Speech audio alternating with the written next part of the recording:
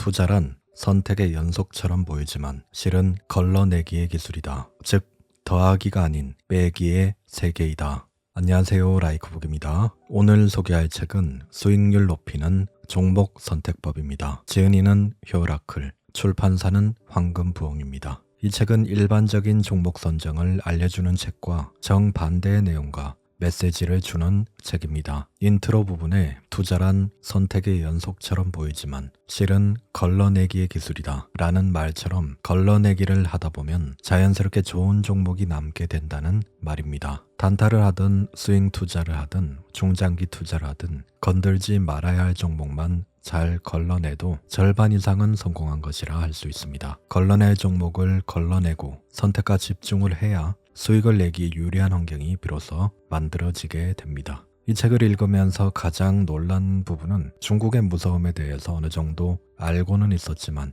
왜 미국이 중국을 그토록 견제하는지에 대해 보다 확실하게 알 수 있게 되었습니다. 제가 영감을 받은 부분과 여러분들에게 도움이 될 만한 부분을 따로 뽑아서 제 생각과 해설을 추가해서 영상을 구성하였습니다. 영상의 모든 내용을 담을 수 없기에 기회가 되신다면 직접 책을 한번 읽어보시면 더욱 도움이 될 것이라 생각합니다. 그냥 틀어놓으시고 편안하게 들으시면 됩니다. 이 영상이 여러분에게 많은 도움이 되길 바랍니다. 무엇을 사지 말아야 하는가? 예전에 만난 바둑 고수가 이런 말을 한 적이 있다. 초심자는 이기기 위해 돌을 놓고 고수는 지지 않기 위해 돌을 놓는다. 그 말이 마음에 오래 남았다. 그리고 시간이 한참 흐른 뒤 나는 그 말을 주식시장에 적용하게 되었다. 초보자는 수익을 내기 위해 종목을 고르고 고수는 손실을 피하기 위해 종목을 걸러낸다.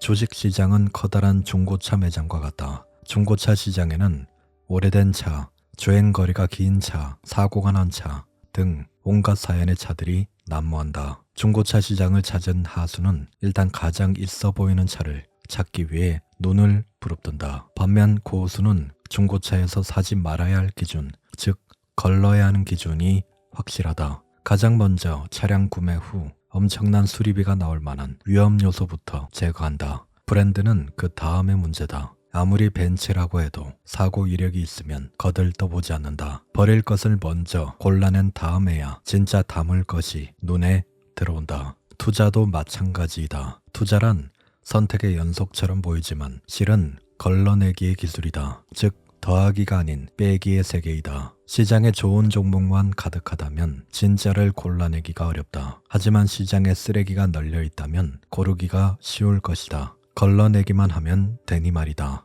덜어내고 남는 것들 중에서 괜찮은 것을 찾는 건 간단한 일이다. 진짜 고수가 될 수 있는 기회는 어지러운 틈새에서 생긴다. 다시 말해 망할 기업이 즐비한 시장일수록 생존 확률은 오히려 높아진다. 한국 주식시장은 쓰레기로 가득 차 있다. 작전주, 테마주, 개미지옥 같은 말들이 괜히 생긴 게 아니다. 얼핏 보면 단점처럼 보이지만 사실 그것은 분명한 힌트가 된다. 상장된 기업 중에서 투자할 만한 기업은 5%에 불과하다. 나쁜 기업이 많은 이 시장에서 무엇을 피해야 하는가를 알기만 해도 당신은 이미 상위 10%에 해당한다. 이 생태계에서 가장 큰 착각은 이성적 선택이 통할 것이라는 믿음이다. 하지만 시장은 합리적이기보다 잔혹하고 일관되기보다 변덕스럽다. 기업이 아무리 뛰어난 기술을 가졌어도 테마에서 밀리면 주가는 꿈쩍도 하지 않는다. 반대로 적자투성이에 기술도 없는데 정치 테마를 하나 얹었다고 하루 만에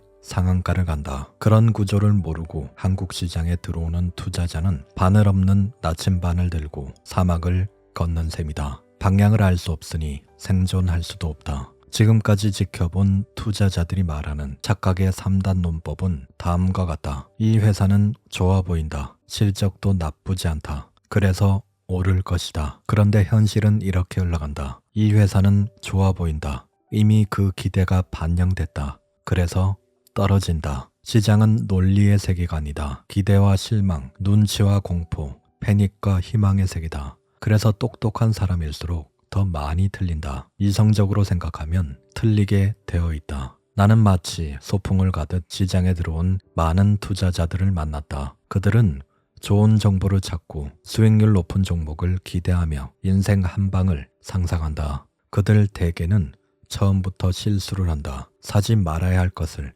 사버리는 실수. 그건 단순한 선택의 문제가 아니라 구조적인 이해 부족이다. 시장의 본질을 모르고 기업의 정체를 모르고 돈의 흐름을 모른 채 겉으로 반짝이는 종목에 뛰어든다. 나는 그것을 막기 위해 이 책을 집필했다. 그렇다고 이 책이 지뢰밭에서 안전한 길을 알려주는 책이 아니다. 지뢰가 깔린 구역을 붉은 깃발처럼 표시해주는 책이다. 길을 알려줄 순 없어도 그 길이 아니라는 것은 알려줄 수 있다. 그것만으로도 당신의 발목을 지킬 수 있을 것이다. 기회란 뭘 사야 하느냐가 아닌 무엇을 절대 사지 않아야 하느냐에서 시작된다. 그 질문을 처음으로 던진 사람만이 결국 자신만의 답에 도달할 수 있을 것이다.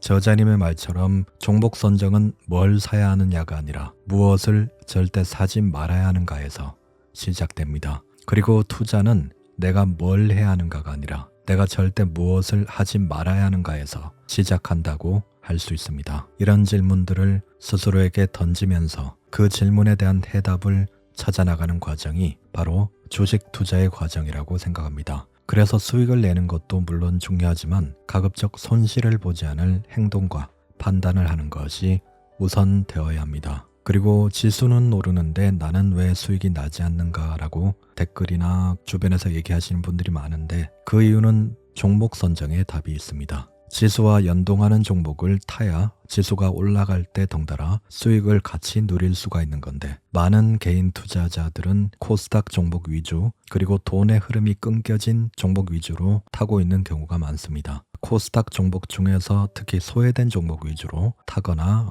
물려 계신 분들이 많은데 그런 종목들은 지수가 오른다고 해서 크게 오르지가 않죠. 보통 돈은 한정적이기 때문에 돈이 몰리는 곳에 계속 집중되는 경향이 있습니다. 코로나19 같은 초유동성 장세는 특히 예외적인 장세였기 때문에 그때는 어떤 종목이든 모두 수익을 줬지만 보통은 돈이 한정적이기 때문에 돈이 몰리는 곳에 몰린다고 할 수 있습니다. 코스피, 코스닥의 움직임부터 살펴보겠습니다. 이거는 코스피의 일봉 차트인데요. 여기에서 전고점을 뚫고 그 후에 조정 후에 다시 상승으로 나아갔죠. 이렇게 전고점을 돌파하고 다시 이렇게 무너지지 않고 이 위에서 이렇게 지지하는 흐름을 보인다는 것은 이 상승분에 비해서 상당히 되돌림이 크지 않았죠. 이렇다는 것은 상당히 힘이 강하다는 것을 암시합니다. 만약에 이렇게 상승을 했는데 이까지 내려와도 할 말이 없는 상황인데 추세의 힘이 강한 경우에는 조정이 깊지 않고 다시 이렇게 추세를 재개하는 경우가 많습니다.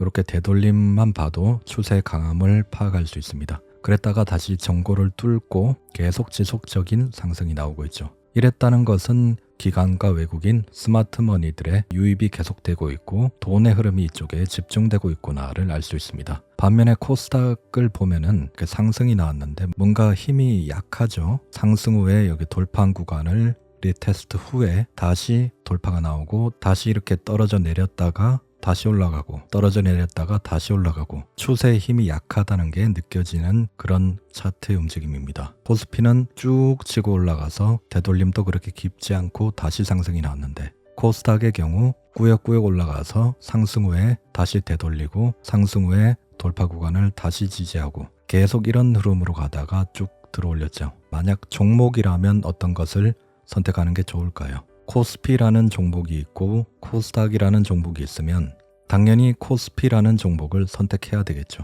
종목을 선정할 때도 상승 추세를 그리면서 상대적으로 그 힘이 강한 종목, 돈이 몰리는 종목을 선정하는 것이 답입니다. 지수 역시 종목하고 마찬가지입니다. 코스피와 코스닥 중에서 어느 곳에 돈이 더 많이 몰리고 있고 그리고 상승 추세 힘이 더 강한지를 판단해서 더 강한 곳에 선택과 집중을 하는 것이 중요합니다. 코스피가 강한 움직임을 보인다면 가급적 코스피 종목 위주로 종목 선정을 하는 게 좋고 그 중에서도 지수와 연동하는 종목, 돈이 꾸준히 유입되고 있는 종목을 선정한다면 지수가 올라갈 때 소외받지 않고 그 흐름을 같이 탈 수 있게 됩니다. 코스피 우량 종목들, 시총이 높은 종목들이 아무래도 코스피 지수와 연동해서 움직이는 경우가 많고 차트 흐름을 보면서 지수와 비슷한 움직임으로 가는 종목이 있다면 기관 외국인 수급을 체크한 후에 좋은 자리에서 매수해서 그 흐름을 같이 타고 가는 것이 가장 좋은 투자가 됩니다. 대표적으로 SK하이닉스가 있죠. 그리고 두산을 봐도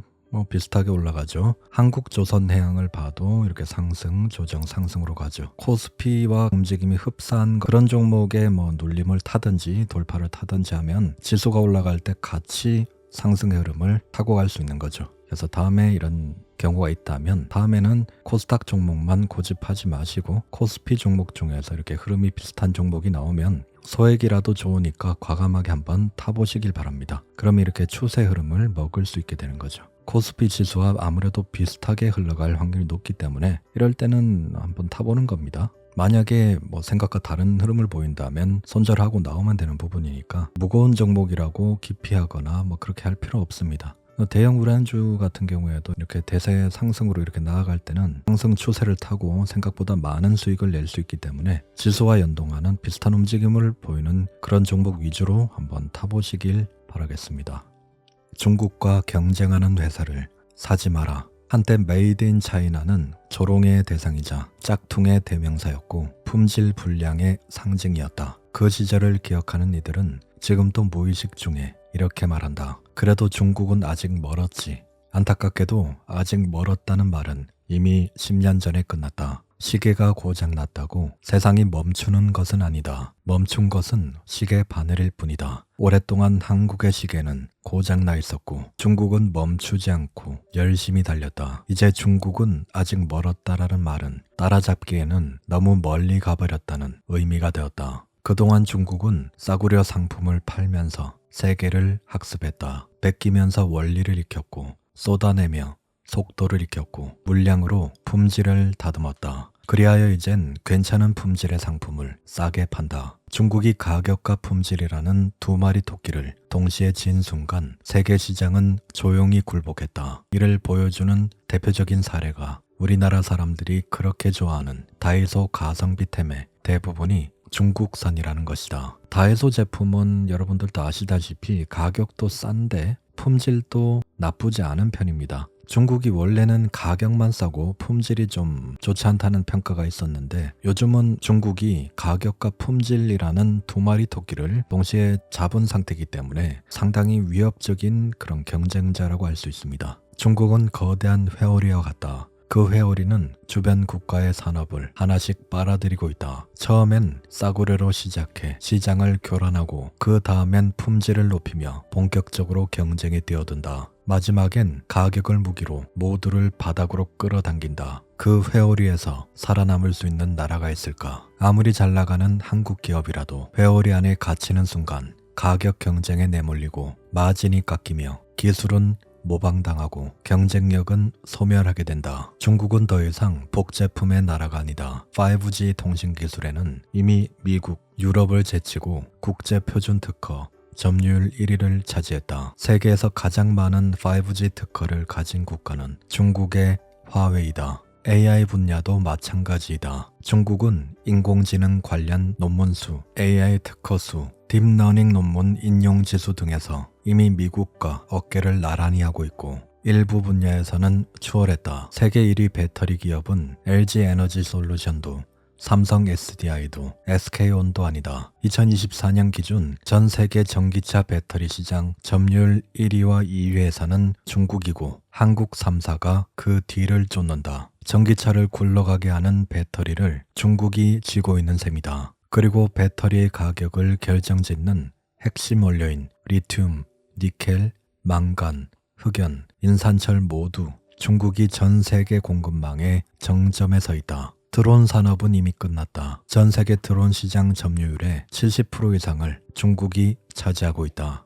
중국은 심지어 우주항공 분야까지 진출했다. 독자적인 우주정거장 텐궁을 발사했고 달 탐사선, 화성 탐사선까지 독자적으로 쏘아 올렸다. 쏘아 올린 저궤도 위성의 숫자도 스페이스X에 이어 가장 많다. 그래서 미국이 중국을 견제하는 것이다. 단순히 중국의 성장을 두려워해서가 아니라 중국의 기술이 실질적인 위협이 되기 때문에 제재한다. 한국 기업은 그 사이에 끼어 있다. 한국은 미국 시장을 바라보며 기술을 준비하고 중국의 가격을 견제하며 수익을 챙겨야 하는 샌드위치 국가이다. 지금의 한국은 특히 위험하다. 왜냐하면 우리가 자랑스러워하던 산업들이 중국과 계기일식처럼 정확히 겹치기 때문이다. 태양광, 배터리, 석유화학, 철강, 디스플레이, 자동차 부품 등 우리의 자존심이었던 산업은 이제 중국의 연습장이 되었다. 연습이 끝난 순간 중국은 판을 엎을 것이다. 싸다는 건 결코 약점이 아니다. 그건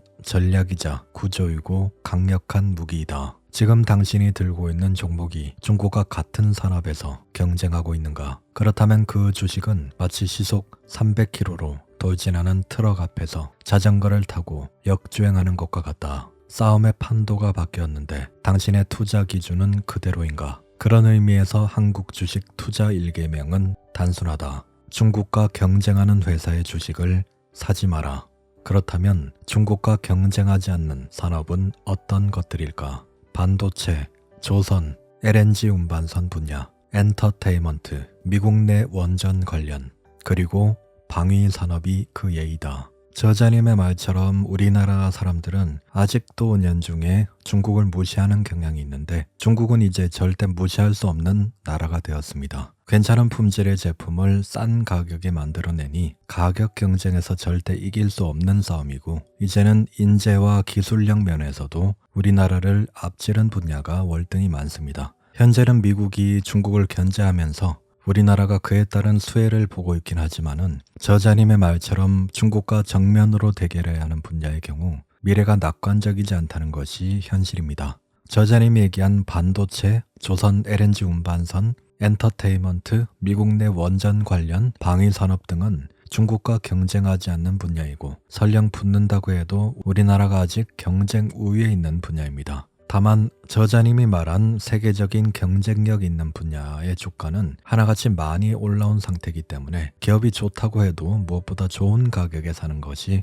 중요합니다. 경쟁 우위에 있는 종목들을 눈여겨보시다가 좋은 가격에 오면 다시 기회를 노려보는 것이 좋고 추격 매수를 하는 것은 권장하지 않습니다. 기다리면 기회는 결국 다시 올 겁니다. 그래서 어떤 종목이 지금 중국과 포지션이 겹쳐있고 경쟁하는가를 살펴야 되고 어떤 종목이 중국과 경쟁하지 않고 세계적인 경쟁력을 가지고 있는가를 살필 필요가 있습니다. 아무래도 중국과 경쟁하는 기업보다는 중국과 경쟁하지 않고 설령 경쟁을 하더라도 우리나라가 확실한 우위에 있는 그런 분야의 종목을 선택하는 게 당연히 좋겠죠. 안타깝지만 우리나라 같은 경우에는 유일한 분단 국가이기 때문에 방위산업이 당연히 뛰어날 수밖에 없는 분야죠. 그리고 세계적인 경쟁력을 갖고 있는 분야라고 할 수 있습니다. 그리고 탈원전 바람이 불면서 우리나라의 원전 기술도 상대적으로 많이 부각이 된 상태고 당연히 엔터테인먼트주는 우리나라가 K-팝, K-컬처 등으로 인해서 우리나라가 좀 독보적인 영향력이 있죠.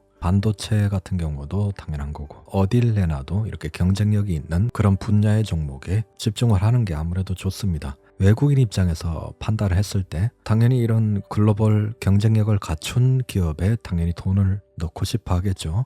장기 투자라면 코스닥을 쳐다보지도 마라. 코스닥의 기업들은 스토리텔링에는 능하지만 실적을 보여주는 데는 굉장히 인색하다. 투자자들의 기대감을 부풀려 한순간 급등하는 것은 가능하지만 그 기대를 현실로 증명하는 데는 실패하는 경우가 훨씬 많다. 반면 나스닥은 다르다. 나스닥의 기술주는 실적과 혁신으로 증명된 기업들이 주를 이룬다. 구글, 아마존, 애플, 엔비디아, 마이크로소프트 이들은 모두 지속적인 연구개발 투자와 시장 점유율 확대를 통해 눈에 보이는 숫자를 만들어냈다. 기대감이 아니라 결과로 승부한다. 특히 이들 기업은 이야기가 요란하지 않고 실제로 이익을 내고 있다. 매년 수조 원의 순이익을 쌓아가는 기업이기 때문에 이들 주가는 희망이 아닌 현실이 반영된 결과이다. 그러나 한국의 코스닥 시장은 이야기가 현실보다 앞선다. 특히 바이오, 2차전지 소재, AI 솔루션, 로봇 같은 업종은 미래의 기술이라는 기대감에 힘입어 단기 급등을 반복하지만 장기적으로 보면 허상이 많다. 여기서 일부 로봇주나 일부 종목은 제외되지만 대부분이 장기적으로 이루어질 수 없는 그런 기업들이 많은 거죠. 기대감에 충족을 시켜줄 수 없는 그런 현실을 가지고 있습니다. 그래서 그런 종목들은 단기 급등이 나왔다가 주가가 다시 제자리로 돌아가겠죠. 그렇지 않은 기업이라면 주가는 되돌림이 얕을 것이고 계속적으로 우상향을 해나가겠죠.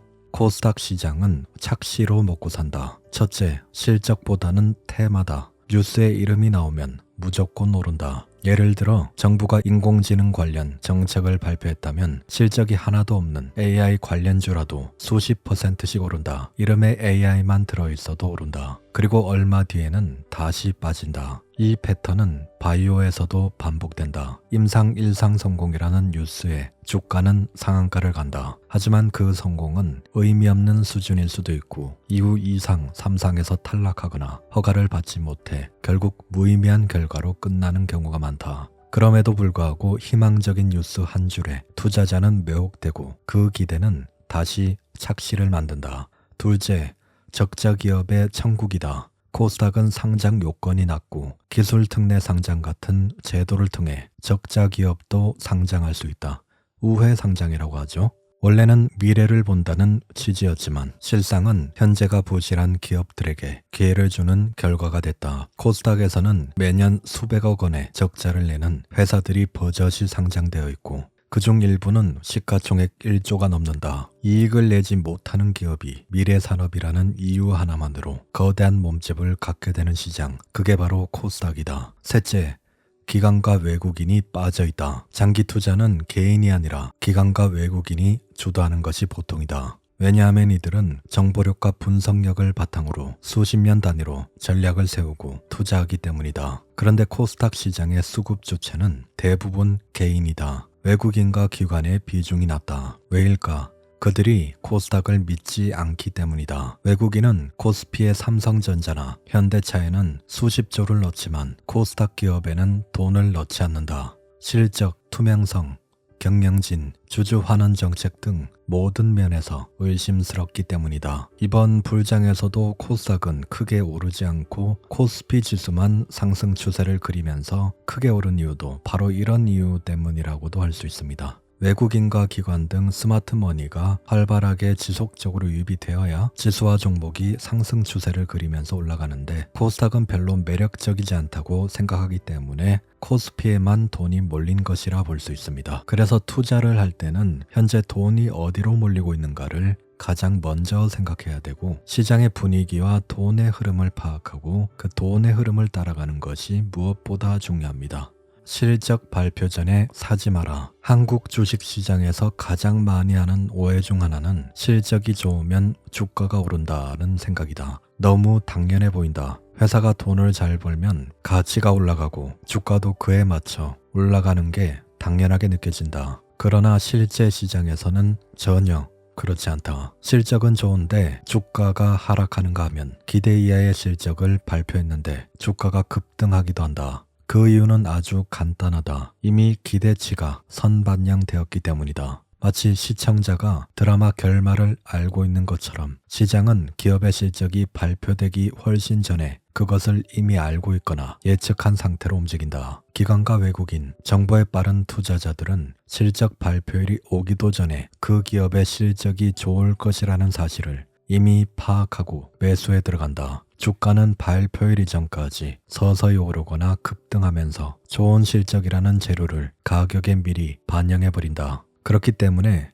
막상 실적 발표일이 되면 시장은 더 이상 감탄하지 않는다. 오히려 차익 실현 매물이 쏟아진다. 이런 과정을 모르는 초보 투자자들은 실적이 좋은데 왜 떨어지지? 라며 어리둥절해야 한다. 하지만 시장에서는 너무나 자연스러운 일이다. 예를 들어보자. 에코프로비엠은 2023년 1분기 사상 최대 실적을 발표했다. 영업이익은 전년 동기 대비 무려 179% 증가한 2012억이었다. 이 정도 실적이면 주가가 날아갈 듯 올라야 하지만 주가는 하락세로 돌아섰다. 이미 2022년 말부터 실적 개선에 대한 기대가 반영되며 주가가 수차례 상승했기 때문이다. 실적이 나왔을 땐 재료가 모두 소진된 뒤였다. 주식시장은 과거가 아니라 미래를 본다. 앞으로 더 좋을 것이냐가 중요하지 과거에 좋았느냐는 이미 가격에 반영된 역사일 뿐이다. 반대로 실적이 나쁘면 어떻게 될까? 당연하게도 실적이 나쁘면 주가는 떨어진다. 선반영이니 뭐니 핑곗거리도 없다. 나쁘다는 뉴스가 악재로 작용해서 바로 매도세로 이어진다. 결국 실적이 좋아도 좋은 게 이미 선반영돼서 떨어지고 실적이 나쁘면 나빠서 떨어진다. 이 때문에 한국 주식시장에서 실적 발표 시즌, 특히 분기 실적 발표가 몰린 3월,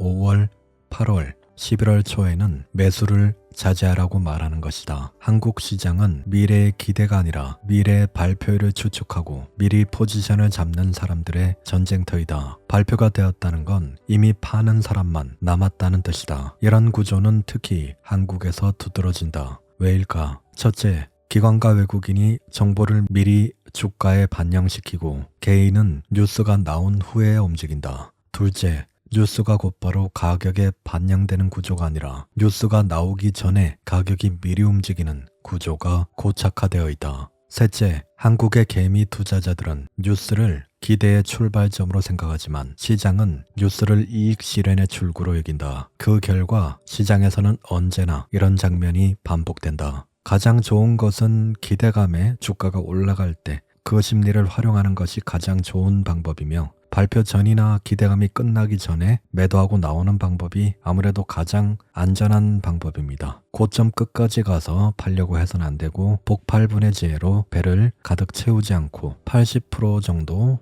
배가 찼을 때 그 정도만 먹고 나오는 방법이 수익을 꾸준하게 챙길 수 있는 방법입니다. 중요한 발표 2, 3일 전이나 빠르면 일주일 전에 충분히 수익을 내고 있다면 안전하게 손을 털고 발표를 지켜보는 게 가장 좋습니다. 저자리의 말처럼 발표 이후 흐름과 방향을 보면서 매수 기회를 노려보는 방법 또한 수익은 좀 덜하지만 확인된 흐름을 타면서 수익을 낼 수 있는 방법이라 할 수 있습니다. 작년에 많이 오른 종목은 사지 마라.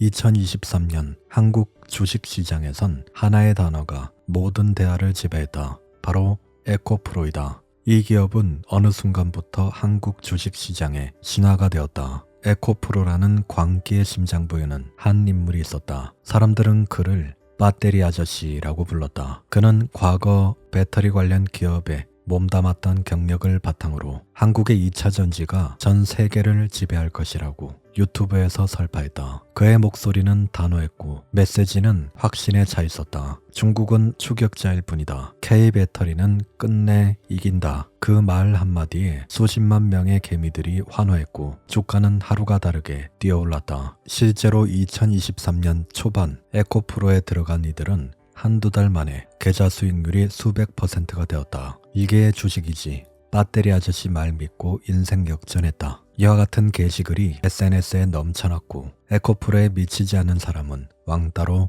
취급당할 정도였다. 그렇지만 2024년이 되면서 믿음은 배신당하고 신앙은 흔들리기 시작했다. 그토록 신뢰하던 한국산 NCM 배터리가 세계 시장에서 중국산 LFP 배터리에 밀리기 시작한 것이다. 중국은 기술력을 무기로 삼지 않았다. 대신 가격으로 밀어붙였다. 비용의 40%를 절감할 수 있는 LFP 배터리는 완성차 업체들에게 너무나 매력적인 선택지였다. 현대기아차조차 LFP 배터리 채택을 확대했고 결국 시장은 냉정하게 돌아섰다. 에코프로의 주가는 2023년 하반기부터 서서히 무너지기 시작했다. 2023년 연말에 에코프로는 고점 대비 3분의 1 토막이 났고 중국 배터리의 공습이 본격화된 2024년에는 6분의 1 토막 수준으로 하락했다. 기다리면 회복된다. 기술은 결국 이긴다. 같은 말들은 공허한 메아리에 불과했다. 투자자들의 눈은 점점 다른 곳을 향하기 시작했고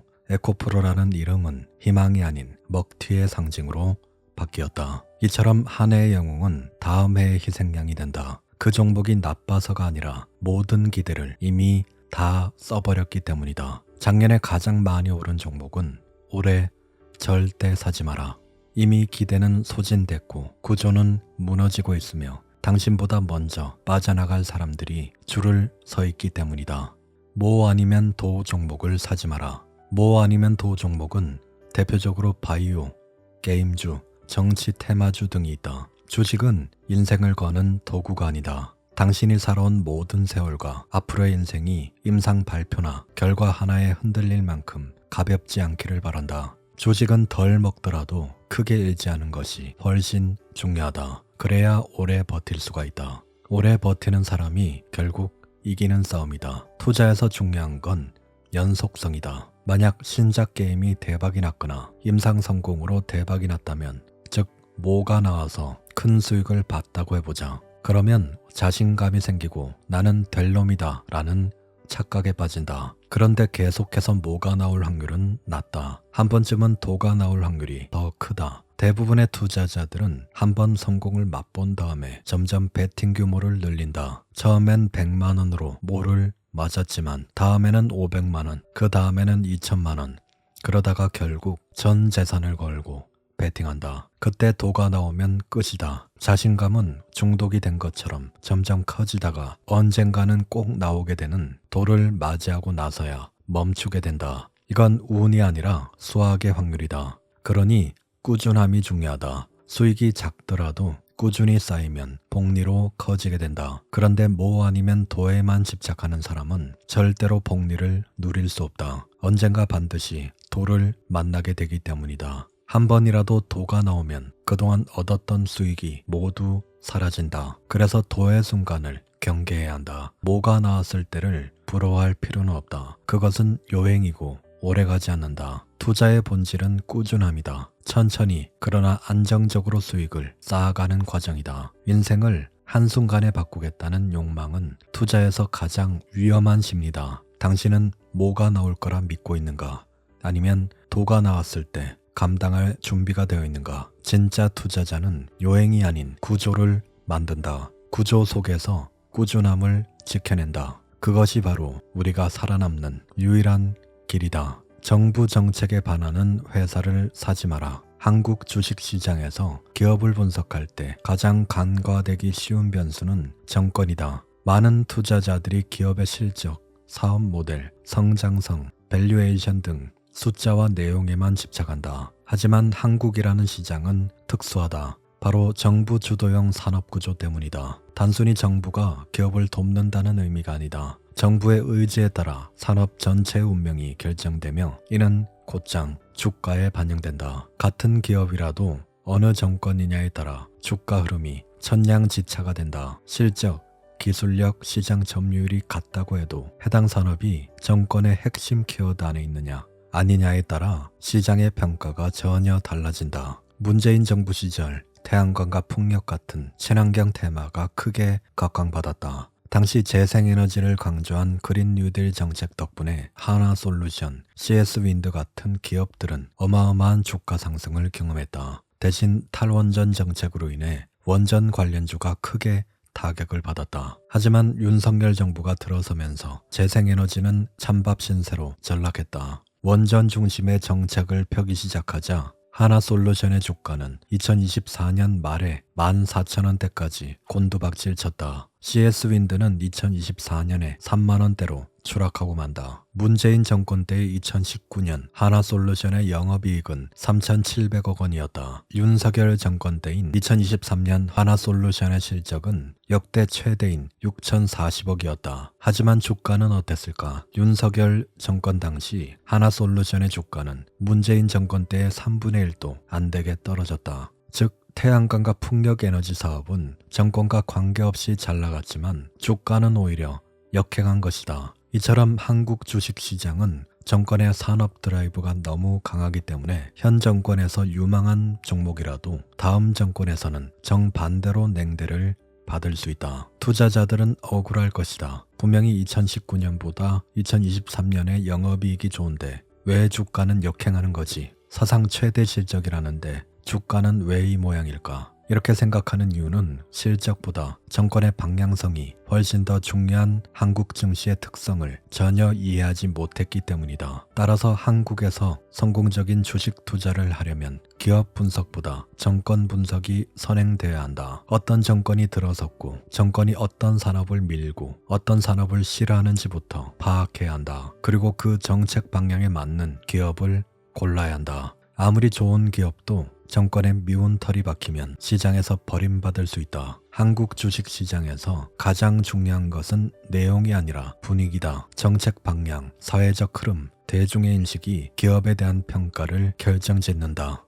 이 책에서 줄곧 이야기하고 있듯이 한국은 논리보다 눈치가 앞서는 시장이다. 그리고 그 눈치의 중심에는 정권이 있다. 그렇기 때문에 투자자는 기업만 보지 말고 반드시 정치권의 움직임을 함께 봐야 한다. 그래야 헛발질을 하지 않는다. 한국에서는 정책이 곧 펀더멘털이다.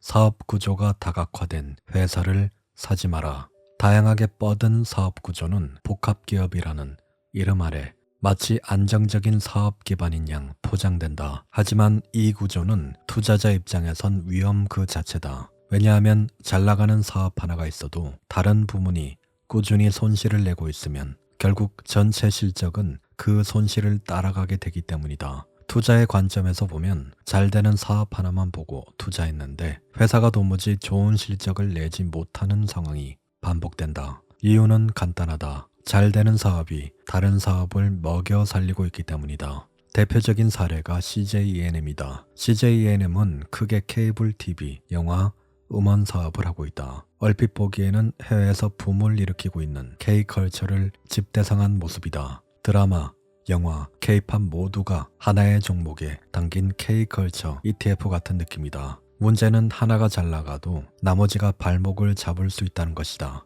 예를 들어 드라마 폭군의 셰프가 대박을 쳐도 영화 악마가 이사 왔다가 흥행부진에 시달리는 시기다. 아무리 한국의 드라마, 영화, K-팝이 해외에서 인기가 많다고 해도 모든 문화상품이 성공을 거두기는 힘들다. 게임은 신작이 성공하면 유저들이 꾸준히 몰려 매출이 꾸준히 커진다. 하지만 드라마는 방영이 끝나는 순간 관심이 식고 영화도 개봉 초반의 열기를 오래 유지하기 어렵다. 결국 다양한 분야에서 지속적으로 히트작을 만들어야 하지만 말처럼 쉬운 일이 아니다. 또 다른 사례로 카카오를 보자. 전 국민 플랫폼인 카카오톡을 비롯하여 카카오게임즈, 카카오페이, 카카오엔터테인먼트 등 기대감을 가진 사업 부문들이 많지만 이 회사는 동시에 택시 호출, 헤어숍, 쇼핑, 웹툰, 메타버스, 블록체인까지 손을 뻗치고 있다. 이런 무분별한 확장은 실제로 수익성 개선이 안 되는 사업에 자원을 투입하면서 전체 실적의 효율을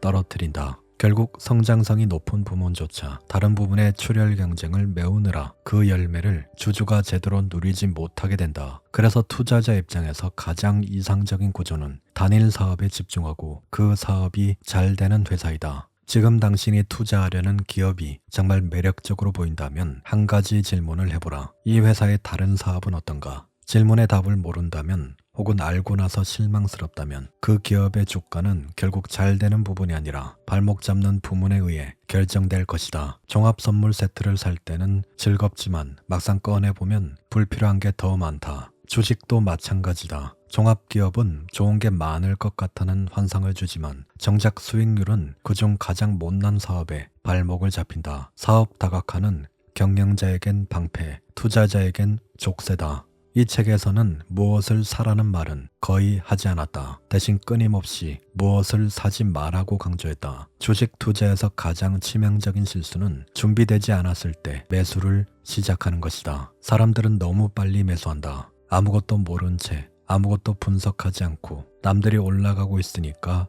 나도 산다. 나만 안 사면 불안하니까 산다. 그러다가 물리게 되면 다시는 주식을 안 한다고 다짐한다. 혹은 다시 아무 종목이나 산다. 그렇게 같은 일이 계속 반복된다. 이 책은 그 구조에서 벗어나기 위한 매수 전 체크리스트와 같다. 무엇을 사기 전에 이 종목은 사도 되는 종목인가를 체크하기 위한 10가지 질문이다. 이 질문들의 하나라도 예라고 대답한다면 일단 사지 말아야 한다. 이 책이 주는 교훈은 단 하나다. 좋은 종목을 고르는 것보다 나쁜 종목을 피하는 것이 훨씬 쉽고 수익에 더 직접적이라는 것이다. 나쁜 종목을 피하기만 해도 계좌는 버틸만 하고 손실은 줄어든다. 무리하지 않으니 공포도 줄고 손절도 필요 없다. 오히려 이런 과정을 반복하다 보면 나중에 당신에게는 좋은 종목만 남을 것이다. 마지막으로 이렇게 정리하고 싶다. 지금 당신이 눈여겨보는 종목이 있다면 다음에 10계명을 하나씩 대입해보라. 그게 이 책의 끝인 동시에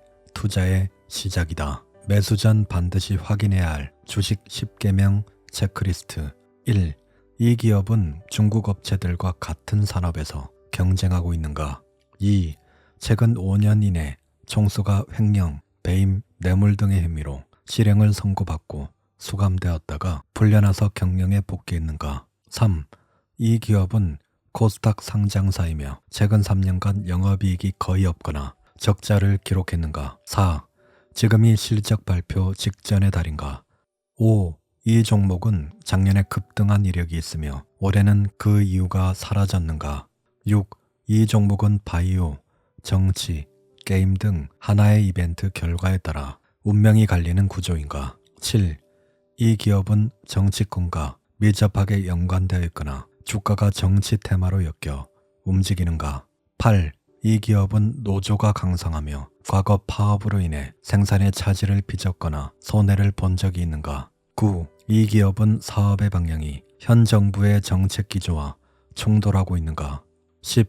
이 기업은 물적 분할, 복잡한 사업 구조, 사업 다각화로 인해 수익 구조가 불명확한가? 저자님의 매수하기 전 10가지 체크리스트를 그대로 참고하거나 아니면 나만의 체크리스트를 만들어서 매수하기 전 체크리스트를 확인 후 매수하는 습관을 들인다면 무분별한 매수를 가급적 막을 수 있고 현명한 선택을 하는데 분명 도움이 될 것이라 생각합니다. 여러분만의 체크리스트를 만들어서 그걸 프린트해서 매수하기 전에 항상 체크리스트를 한번 확인하고 매수하는 습관을 들이고 그리고 매수 후에 매매일지를 작성하는 습관까지 연결해서 드린다면 아주 좋은 습관 2가지를 장착하게 되는 거죠. 좋은 습관이 좋은 수익으로 연결이 되기 때문에 그래서 좋은 습관을 계속 들이려고 의식적으로 노력을 한번 해보셨으면 좋겠습니다. 책 내용은 여기까지입니다. 이 영상이 도움이 되셨다면 구독과 좋아요 부탁드립니다. 다음에 더 좋은 영상으로 찾아뵙겠습니다. 라이크북이었습니다. 감사합니다.